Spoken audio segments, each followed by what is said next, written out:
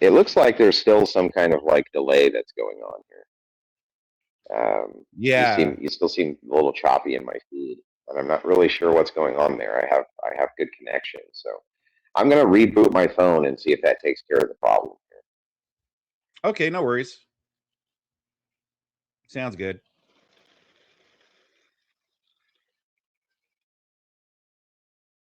You can hear the dial-up. Is that dial-up, that AOL connection? But yeah, no, it could be like the loneliness. Because I mean, he doesn't have a family. He's not married. He doesn't really have anybody. So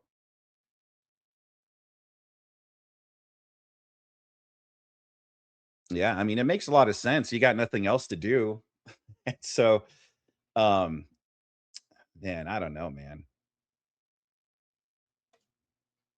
This is all he has. Yeah, this is all he has. It could also be why he's so insecure too. Like why he always has to bring up his accomplishments and what guests he had and what things he has going on. Because he's also always harassing Rob and texting him saying, "Oh, look at me, I'm at Amfest and I'm at the Unfuck America tour. What are you doing right now?" Yeah, so whenever Andrew's ready, he could come back on. He feels ashamed. That's why he continues to throw all the bigger personalities at Rob. Add more followers, you beg for money. Yeah, exactly. Maybe Brian's a masochist. Maybe. Does he have friends? Well, another thing is too is that when you hear the controversies with Brian, with the whole like Sarah Specter and how he like allegedly rips off these women, allegedly. It's like it's not only just that like, oh, he's someone that people don't like. It's also that even when he does have people that he's friends with, he seems to take advantage of them. Hey, thank you very much, Isaac, for the $2. Brian going at Rob is a real crash movie scenario. Yeah, it really is. Thank you very much for the $2, brother. Let me have the link again. Okay, I'll send that right now.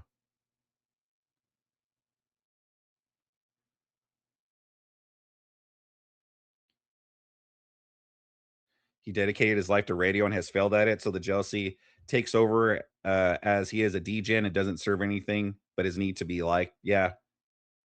Yeah, he needs to go to church. Yeah, he does. All right, let me add Andrew back on. All right, Andrew, is That everything good seems on your end? that seems way better now, huh? Yeah, actually, it does. You sound way clearer too. Yeah, sounds way better. Maybe just too many apps running or something. So Yeah, exactly. sometimes you just got to do the old phone reboot. Yeah. So the thing is like it's an interesting dynamic, huh? This guy, he's got this channel, according to him, that he's a professional syndicated talk show host. With hundreds of thousands of daily listeners, and yet he keeps on calling into Rob North's show to tangle with him. Why? What's the motivation there? Very strange. Mhm. Yeah. And at the same time, he'll throw that in Rob's face like, oh, you only have this many subscribers and watchers, and you have to beg them for money. You're irrelevant. Meanwhile, he's always itching every day to call into Rob's show. Like every day he wants to call in. So how is it that Rob's irrelevant and yet he wants to constantly call in? Well, I'll tell you something funny. So I did a little digging around. He's always dropping these conservative names that he's tight knit with. You know what I mean? Mm-hmm. Yeah. So, I happen to have all these guys' phone numbers too, except they Mm-hmm. actually like me, right? Yeah. So I started calling around, right? They can't fucking stand him. They think he's a douchebag. Think he's a total douchebag. All of them think he's a douchebag, by Yeah. the way. All these names that he's always dropping, they think he's a total tool. So the Mm-hmm. thing is like he's constantly angling to get them on a show, and he's constantly trying to photobomb them so that he can hang up pictures at a studio, right? But they can't stand the guy. Mm-hmm. So he's throwing all this in Rob's face, right? Who's a very well liked, respected member of the conservative commentary community. It's interesting to me that, of course, none of these people like Shapiro at all. They think he's a fucking douchebag. Literally think he's a douchebag. See, I think that what it is this is just pure speculation. Of course, I don't know.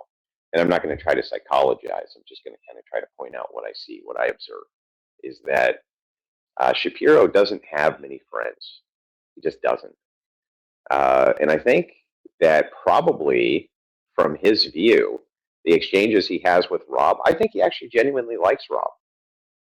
I think he does. I think he genuinely likes him, and he genuinely enjoys the exchanges back and forth with him. And I think that it's maybe the closest thing he's got to a friend. Dang, that's crazy. Because the thing is too is like I could understand that, like a mutual respect type of deal. Like, oh, he thinks maybe Rob's a smart guy. He's a good debater. But man, it's like every time he calls in though, like Rob makes him look stupid. So it's just crazy that he would be so desperate for a friend that he's even willing to look like a moron in order to just have some kind of contact with somebody. Well, I think that Shapiro would destroy Rob if he could. Like he would ground him into dust if he could. But I think that he would still try to call and text him. The thing is like not many people want to actually deal with the guy. He's annoying, right? And like if I ever showed you the exchange that he had he sent me a DM and said, "Tell your wife to stop DMing me." And I said, "You DM'd her first." He said, "No, I didn't." And I said, "Well, show me the proof here." Now, of course, he doesn't know that I have total access to my wife's ex and vice versa, right? He doesn't know this. So what he does is he sends me the DM thread after he sent the first DM. And then he said, I showed it. I was like, "Look, man, I'm reading it. I'm reading your ex right now. I'm reading it right this second. And I know for sure you sent it. Here it is." And sent him a screenshot. And he said, "I don't know who did that. I must have been hacked." That's what he said. What? Dude. Yeah, that's what he said. He said, "I must have been hacked." And then as the conversation progresses, he basically cops to the fact that he knows he's lying, right? He knew he was lying. And I said, "Well, why do you do that? Like why? What was the point of that?" Well, the point of that is he wanted some optic win that people are chasing him for dates or something like this, and nobody is. Nobody's chasing him for anything, right? He commented on her post first, and then DM'd her first, right? All of this stuff, and then called her every name in the book. Called her a whore, called her this, called her that. He may not have used the exact word, but he used way worse language. In fact, this syndicated talk show host, right? Yeah. And so he got caught in 4K lying his ass off about this, right? Just got caught in 4K, and he didn't seem to care, And I got the whole DM thread, and I just couldn't believe he was like, "No, man." He's like, "Let's contact X support because that wasn't me. I didn't send that." I'm like, "Bro, it's from your account. What do you mean?" Wow. I can't believe that suggesting let's contact X support. Just I mean, it's so clear. I mean, even before it's just like I already figured that yes, he's the one who initiated it because I don't imagine any scenario where Rachel would contact him first, So already, like we all know that it was probably Brian that contacted her first, but the fact that he's still like trying to lie about it and go, "Whoa, let's contact X support," and it's like, dude, just give it up. Well, then I told him to, because he was saying that we had an agreement to do a debate on Venezuela, Yeah. and we didn't. I said, "I'll check my schedule and see if I have room, to fit this in. I got a lot going on at the moment, and I'll get back with you if I do." So the next day I asked him about dates, and those dates weren't going to work. And I said, "Look, those aren't going to work. I'm sorry." You know what I mean? Blah, blah, blah. So he says that I agreed to a debate and then didn't show up. And I said, "Well, post the DM." So he posts them. And of course, it's very clear that I never agreed to anything. And they just they just lie, right? He just like over the top bullshit and lies. And the thing is like that's a person who is hungry to be recognized as somebody who's feared instead of somebody who's mocked. And the thing is that's the end of it that he tends to get is mocked in, not the feared in. And so I think that's very painful to his persona. He wants to be feared by the MAGA right, and instead the MAGA right thinks of him as a joke. Yeah, that is true. Ever since I first saw him on, because I first saw him like I don't know, like over a year ago on Piers Morgan, and my first appearance of him, I already knew this guy is just a clown. Like he's not to be taken seriously. All he does, he's just a TDS Spurg that just, you know, spurs off the anti-Trump talking points. And he really had nothing substantive to say. And I already knew that this guy was a clown. So I've kind of been following him even before your debate. But ever since your debate, he's gotten much worse. And so it's been entertaining to watch. Well, he didn't. Well, here's the thing. He never had to think about any of the questions that I asked him. Yeah. He never actually had to utilize framing other than his own. The big problem, of course, in debates is often people grant the other person's worldview as being true. And so they operate from that paradigm as though that paradigm is true. And of course, I don't ever grant the worldview as being true to begin with. I'm always like, well, wait a second. I don't even grant the substance of this on its face as having any merit. And so you need to justify that first before I bother going into the merits of the criticisms. And many of the leftists can do that, but Brian could not. He just couldn't. Yeah. We couldn't even get it off the ground because he couldn't even start with, basically his first steps in logic. He just couldn't even do it. And so it's, that had to be a humiliation ritual for him because, he's been debating for 20 years and never one time has somebody asked him to justify his starting points. Not once. Yeah. Or to operate within the paradigm of somebody else as being true, which once you do that, collapses your whole vision anyway. So the thing is when I said I operate within the Christian view, he said, okay, well, from the Christian view, you're right. I said, exactly. That's that, right? Now, most leftists won't do that either. They'll say the same thing. They'll say, well, I don't grant that view as being true either. And here's why, A, B, C, and D. And you go, okay, well, at least now we have locked paradigms from which we can have an argument. But we couldn't even get to that, right? We weren't even able to get to that position. So the thing is like with Rob just grants the view instantly. He's granting the view. He's like, yeah, I'm going to operate within this worldview as though it's true. And you're still wrong. And so that is more in Shapiro's lane, right? Of comparing emotional states, essentially. And so I think that Rob is accessible, and most people are not accessible to this guy because they find him highly annoying. And I think that that's why he always calls in. For instance, last night on the program, I'll tell you something really interesting. So I'm doing a TikTok invasion. And Brian was obviously watching that TikTok invasion. He calls into Rob's stream, and I tune over real quick to watch the end of the argument he's having with Rob Noor in the middle of the invasion, just because I was curious. So he says, I got to go. I only got 2 minutes. I got to get up. I got a big show to do tomorrow, right? So I got to leave. So he leaves. 30 minutes later, he's calling into a TikToker stream that some of the Crucible members are arguing with, telling him how bad I was. And I was like, wait a second, I thought he had to go.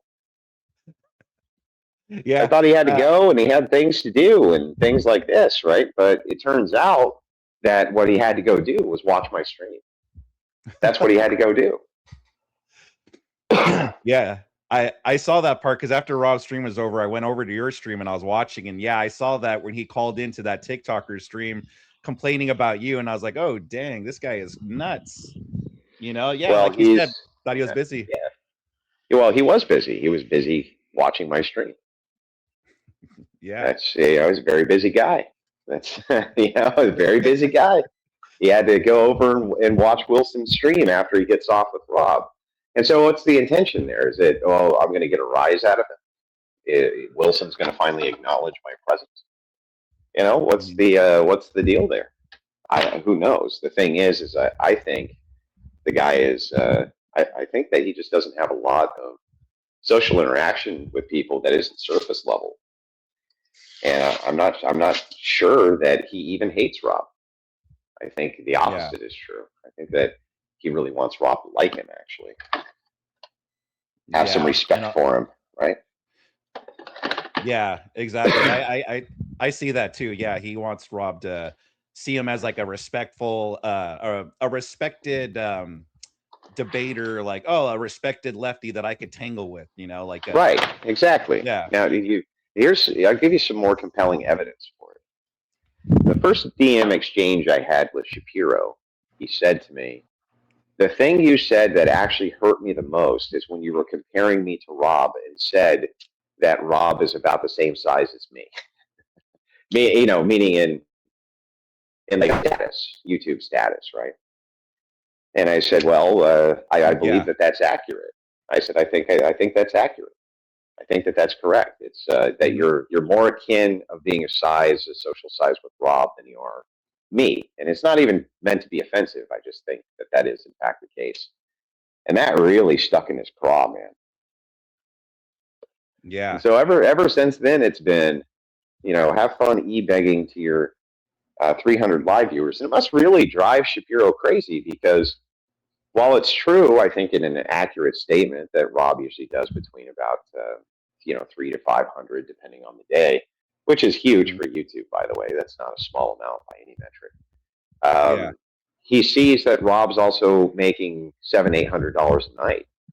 Well, this Hmm. syndicated talk show host isn't making anything close to that. It's like maybe you should start on the e-begging Shapiro, right? Maybe then you wouldn't have to borrow money from random women, you know. Yeah, no, exactly. Yeah, I noticed that too because he's always like, "Oh yeah, you're begging for money," but yeah, Rob does very well on his streams, and yeah, I agree. I'm sure that has to eat at Top Brian. That top top 20 in the U.S. hmm yeah, no, definitely. I've said before that Rob does very well. That even like he could actually leave and just have his chair hosting, and just let his chair host his show, and he makes a lot of money just by having his chair host his show. That's how good Rob is.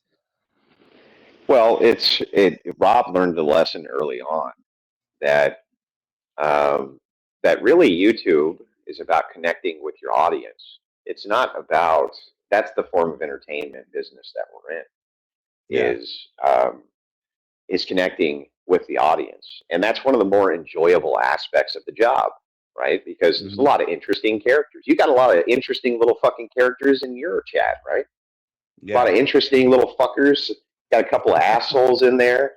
And then you got a couple of Hmm. pricks, and then you got a couple of really nice guys, and you got some women, Hmm. who are kind of ingratiated into the chat a bit.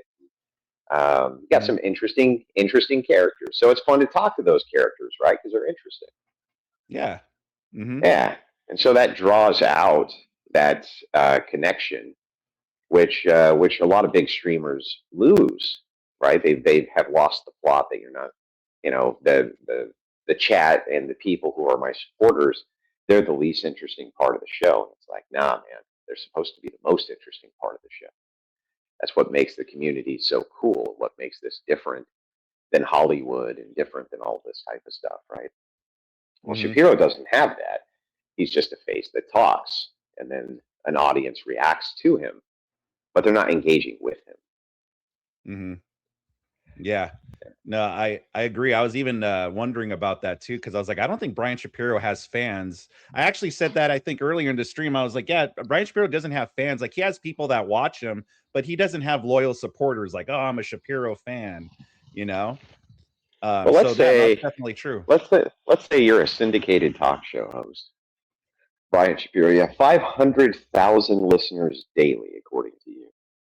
Your YouTube chat's doing 1,000+ people, right? And you get 500,000 impressions on Facebook, right? You're the big dog. You're the big shit, right? Which, by the way, as far as impressions go, it's laughable. You know what I mean? I'll put out a tweet, for instance, and just say something like "Good morning," and it'll ratio anything Brian Shapiro puts out, right?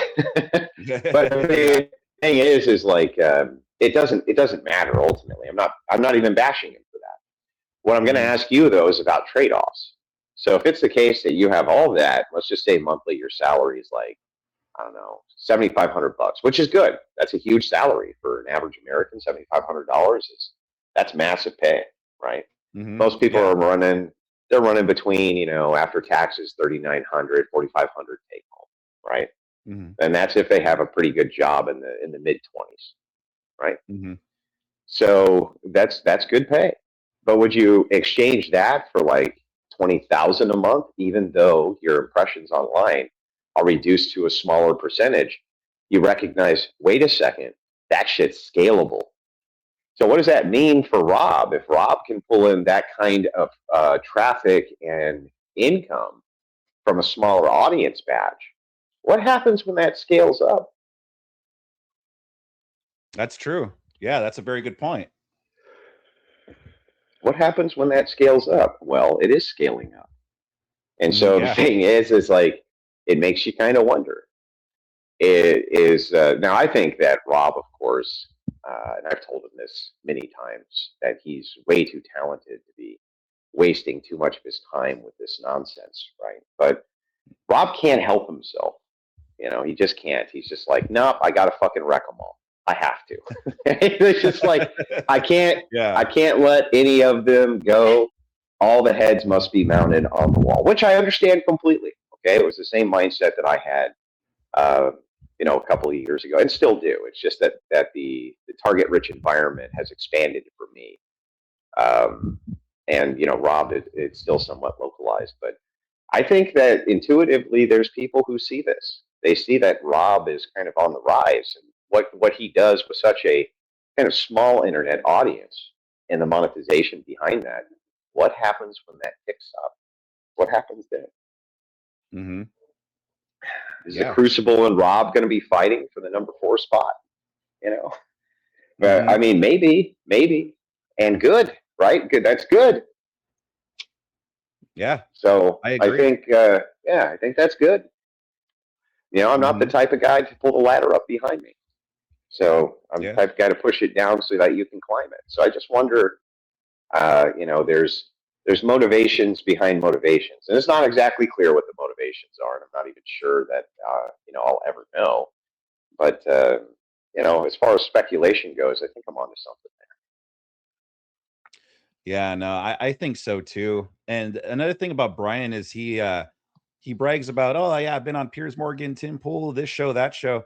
But you guys have correctly stated that he's pretty much there to be like the punching bag, which is something that's obvious. Like he's there to be the lefty punching bag for the right wingers and stuff, and that's all he He's is. the heel. He's not. Yeah, he's the heel. Yeah. Exactly. He's there. Because. Yeah, and by the way, these people, when you talk to them privately, they laugh about that. They laugh about it. Yeah. Yeah. So, and Brian's the kind of guy, he'll listen to this later and he'll start feverishly texting these people and watch. Did Andrew talk to you about? Is that true? Do you just think I'm a heel? Do you just think I'm there to be a punching bag? Like, yeah. He can't help it. These guys are just going to be like, why is this guy spurging? And maybe one will shoot a text back to me and go, what's going on here? And I'll just laugh. I'll just put LOL, and they'll just LOL back, right? That'll be how it goes. I'll just put LOL and they'll LOL back, and that'll be the end of that. Speaking of which, that kind of reminded me, it's a little off topic, but the other day I saw you going back and forth with Pisco, and you told Pisco, like, Rob actually hates you, and Pisco was like, Rob, is this true? And you're like, well, he's in the other room, I'll ask him. Did you ever actually ask Rob about that? I did. Yeah. What did he say? Well, he said he loves all God's children. He said, I love all of God's children, all of them. And I said, okay, that's fair enough, Rob. Fair enough. The thing is like, those people, you weren't around for any of this, but years ago, Rob was notoriously known as being one of the finest policy debaters on YouTube. He was known in the leftist community as being just that.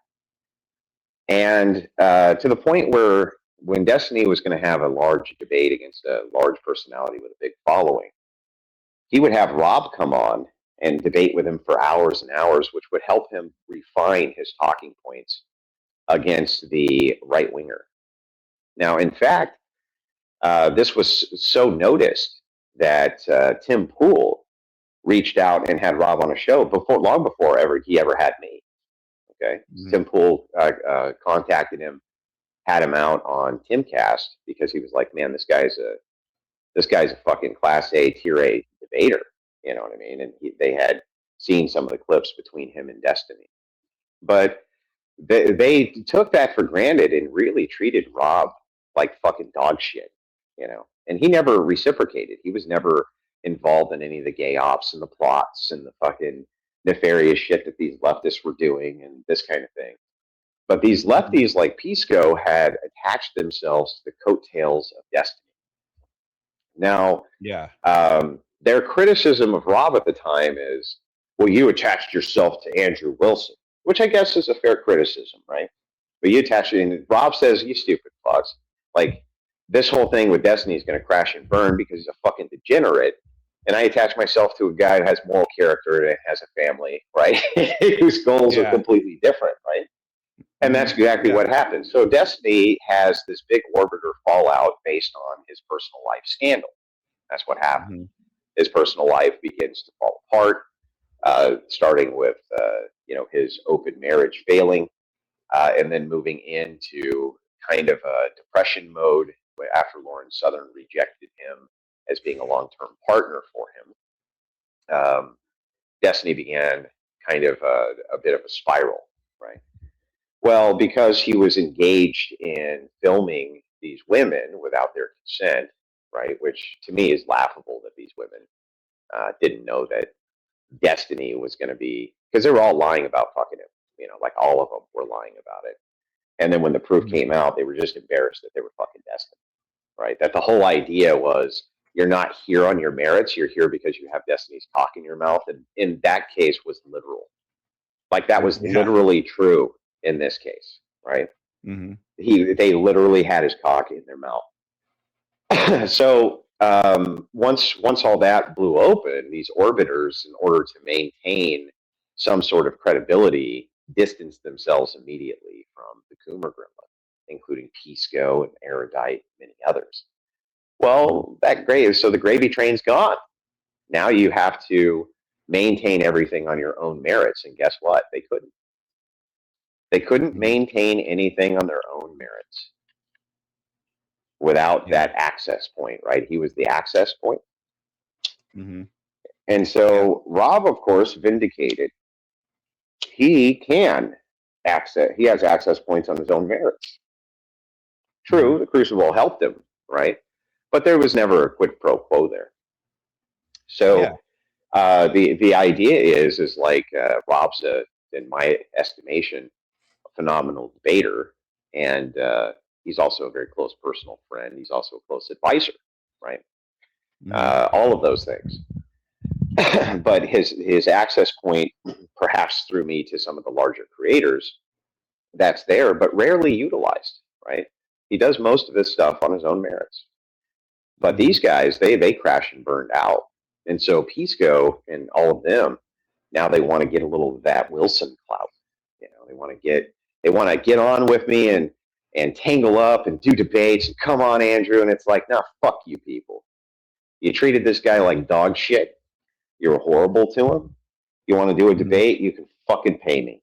You can fucking pay me, and you can pay me a lot, you fucks. You can pay me a lot. You can pay me what I make on a stream average.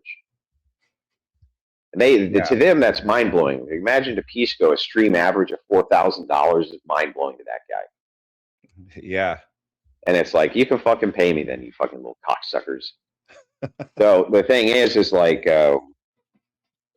they did it to themselves, right? They did it to themselves because there's no loyalty amongst thieves. There's no loyalty amongst leftists. They knife each other in the front where the other one can see it coming. Yeah, exactly. So yeah, that's the saga there. Then now, of course, Shapiro working with Unfuck America, not because he cares about Unfuck America, but because he sees it as an entry point, an access point to, again, larger right-wing creators and larger left-wing creators that he can then have on his show. It's not terrible. It's not like terrible business acumen at all, right? That's kind of wise for him to do. But from the perspective of Rob, Unfuck America, from the perspective of me, Unfuck America is a joke, right? Yeah. It's a clown show. The whole thing, it's there to act as a heel for TPUSA to dunk on. They're like a traveling circus that drama baits around TPUSA to hopefully get a little attention to their organization. It doesn't work very well for them. Yeah. Exactly. That's yeah, I remember I saw your tweet where you called it, you're like, oh, Unfuck America will pretty much be like it will fail within like a year or in a year. And I agree with that because I don't know how that's sustainable. Because not only is it just like you said, it's basically a traveling clown show that's just there to make the conservatives look bad, but even behind the scenes, like your treatment, like how they treated you and Myron and such, like why would any conservatives want to work with them? Well, it's You know? hilarious. The you're not big enough argument cracks me up, Yeah. right? Mhm. Because you're having people on who are way less influential than I. Mhm. Which is fine too, right? It's not a game of who's bigger, who's not bigger, this and that, but it should be a game of at least understanding that there's a representative worldview that needs to be tangled with in the opposition, and who has risen to the top to represent it. And Mhm. Unfuck America doesn't do any of that. What they're looking for is low-level drama baiting to draw attention. That's D's entire business model. So Mhm. it's not a good business model. And also, it's really difficult for an organization like that to be like, look at all the moral failings of Donald Trump when their spokesman's destiny, right? Yeah, exactly. It's like, Yeah. well, I think you're going to have a bit of reconciliation to do there. Well, he's not. He's not the president. It's like, well, would you want him to be over Trump? Yeah. Well, then moral failings aren't what we're really discussing, right? You don't really care that Mhm. much about them, do you? Yeah, that's a good point. Exactly. Yeah, it's not about the So moral failings. it's not really about the moral failings, is it? You would rather have Destiny as president than Trump, wouldn't you? Yeah. Okay. Well, then that argument's off the table. And what you're really talking about is policies that you don't like. Mhm. And you're using this as a blunt object to try to beat your opponents down with. Well, according to you, it's immoral. So the whole argument is, well, I don't have any morality and you do. So therefore, you're a hypocrite. I'm not. It's like, Yeah. okay, okay, bro, I guess. But that doesn't stand very good in the American psyche. So anyway, I thought I'd bring a little bit of clarity there, maybe. Or maybe I just brought up more questions. I'm not sure. But I figured I'd call in and kind of give my thoughts on that. That way you Yeah, got the no, scoop. You got the scoop, cool. yeah, I got the cool suit. Yeah, no, thank you, Andrew, very much for coming on, man. I appreciate it greatly. And no, I think that's actually some good insight there. I think your theory about him being a lonely guy, I actually think I think that's what it could be. The Rob is the closest thing he has to any kind of actual interaction with someone. To a buddy. Yeah. To a Yeah. buddy. You know? hmm And Rob's an affable guy.